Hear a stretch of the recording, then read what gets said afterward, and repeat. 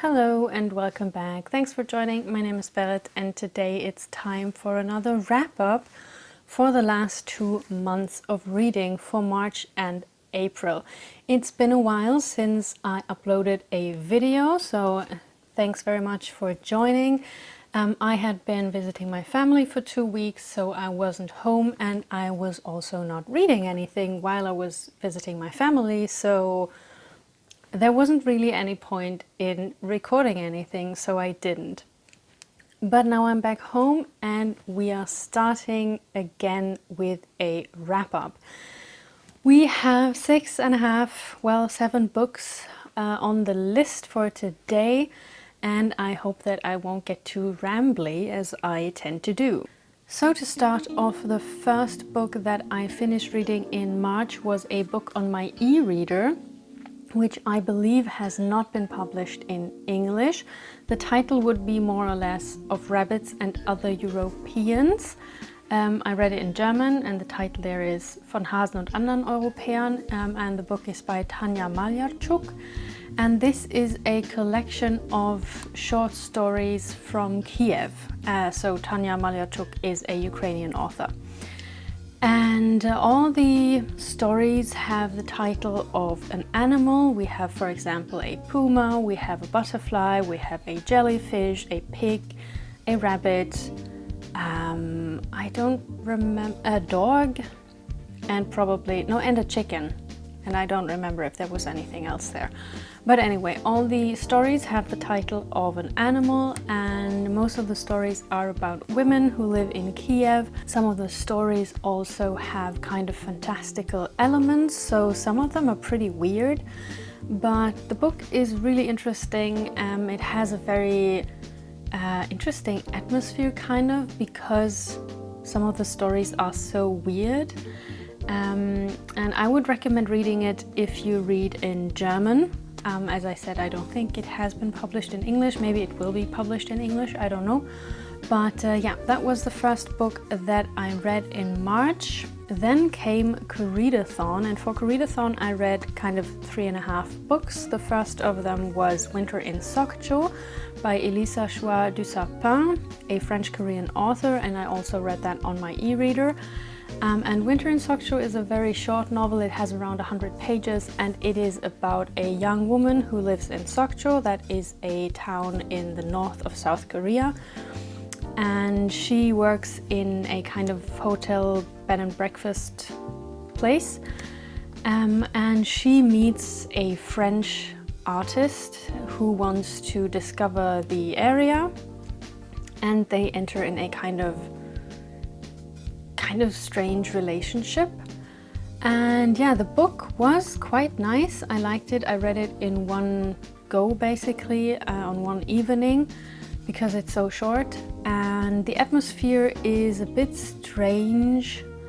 But yeah, I think the book didn't knock me out of my socks, but not every book can. But it was a nice read, and I really liked the atmosphere. I liked that it was kind of peculiar in a way. And yeah, that was Winter in Sokcho. Next I read Essays in Love by Alain de Botton. I also read that for Readathon, and this is a kind of mix between, well, essays and fiction. And it's about a couple who gets to know each other on a plane, and then it's about, well, the development of the relationship mixed with kind of more theoretical, philosophical thoughts about love and about falling in love, falling out of love, the different stages of a relationship, basically. I like this book. I agreed with some of the things that are being said about love, and I kind of disagree with some other things that are said about love. And I think while reading this I realized that basically I am less romantic than the narrative voice in this book. So yeah, but that wasn't really a surprise to me. Anyway, it was nice to read. I had heard about the book before, so it was kind of nice to check out what it actually is. It also didn't knock me out of my socks, but it was nice. So I'm gonna count this as a win. And then the last book that I read for Koreadathon was a collection of Korean poems translated into Norwegian, which I found at my local library. And now I also realize that I read 2.5 books for Koreadathon, not 3.5 books, sorry. But yeah, the collection of poems was also interesting, which is, I guess, an adjective that I use about most books that I read. But it was interesting because when I was reading the poems, I realized how different Korean poetry is from the poetry that I know, so European poetry basically. I guess I would describe this poem collection as kind of different. Sometimes it was a bit strange, sometimes it was just very interesting to see that this is so different from what I know. I didn't read all of the poems there, but I did read the afterword of the collection because it explained a bit more about Korean poetical traditions and stuff. So yeah, that was a kind of educational read, I guess. Next up we have The Memory Police by Yoko Ogawa. I also made a video about that book. This is a novel about an island in Japan, and the thing on this island is that stuff disappears, so things disappear, and it can be anything possible. And when anything disappears, the people on the island kind of lose the concept of what their thing was, so they actually forget what a certain thing is. For example, books or ribbons or whatever. And on the island there is also the memory police, and what they do is that they make sure that whenever a thing disappears, everything related to that thing also disappears. So they kind of enforce the disappearances. And they also start to take away people who don't seem to forget. And the book follows a young woman who is an author, and she realizes that her editor is in danger of being taken away by the memory police. So she decides to hide him, and then yeah, you kind of follow that story of how she's trying to hide him and not be discovered, and how the disappearances continue to appear and what that does to the society there, to the protagonist, to the island, to the world in which this takes place. And I thought this book was really good. It was also a bit sad because the whole atmosphere is very sad. I really enjoyed the world building here because I thought that the idea of stuff disappearing and then people also forgetting the concept of what that thing that disappeared was, that was really cool. I don't think I have read anything like that ever before, but also it made me realize that I think Japanese novels tend to kind of have a different development from like Western narrative traditions, because I found that this book took a direction that I kind of hadn't really expected, and that wasn't the first time that I found that a Japanese novel took a direction which I kind of hadn't really expected. So I guess narrative traditions are pretty different in different parts of the world, which would actually not be a very surprising insight. So, but yeah. The book was good if you're up for reading something kind of dystopian, but very quiet and a bit sad and nostalgic, then I would recommend to read this one. The next book that I read was also a book that hasn't been translated into English, and that was Old White Men, Alte weiße Männer by Sophie Passmann.